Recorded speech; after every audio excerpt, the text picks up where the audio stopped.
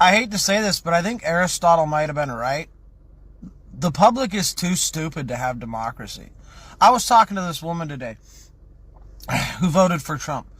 And I said, so you don't care about healthcare rights? She's like, well, I live in North Carolina. We have a blue governor, so it'll be fine. And I'm like, you realize abortion's already been banned in North Carolina, right?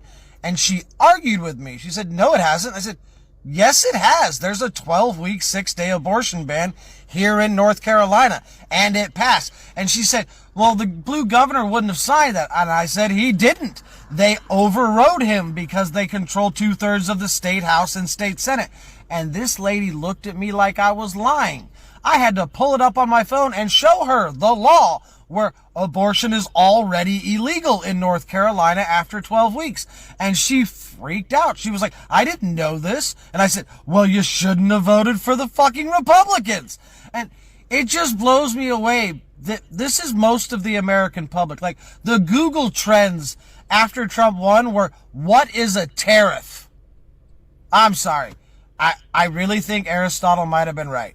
The public's just too dumb to have democracy. The day after Donald Trump's election victory, which was in all accounts a landslide, posted on social media that whilst the first rule in politics is to never blame the voters, the first rule in political analysis is blaming the voters. No, I'm joking. It is recognising that voters can often be fickle and sometimes poorly informed, just like it was on the Brexit debate, which I've admitted many times that we was poorly informed on the Brexit debate. This is why, even though if you don't follow politics closely or correctly, it's crucial to have at least a basic understanding of what you're voting for. Take Brexit, for example.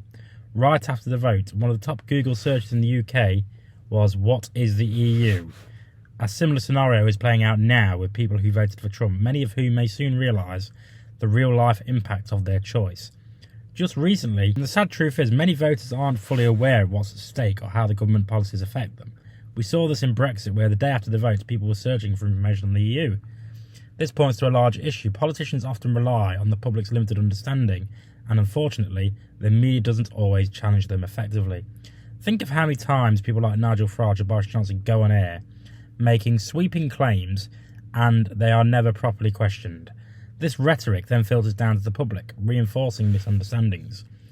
This is a major problem. It's been argued before by myself, by many other channels, that referendums like Brexit should never have failed to the public, especially on complex issues.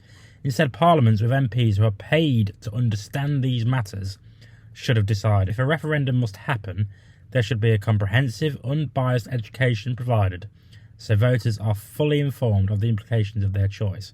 As we move forward, we need to change how these issues are addressed by the media and politicians alike. Otherwise, we're going to keep making these same mistakes. We're going to keep seeing voters making choices that may harm their own interests, as we did with Brexit. And now, with certain Trump supporters, it's a cyclical thing that's going to just keep happening again until we are properly educated. But they will never educate us, because then we will rise against them. But let me know what you think in the comments. I've been Jake from Just Jake, and as always, subscribe to the channel, and I'll see you next time.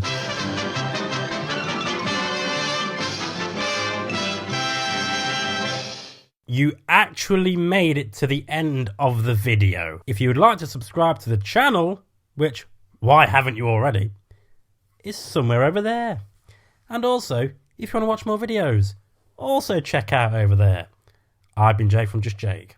See you later.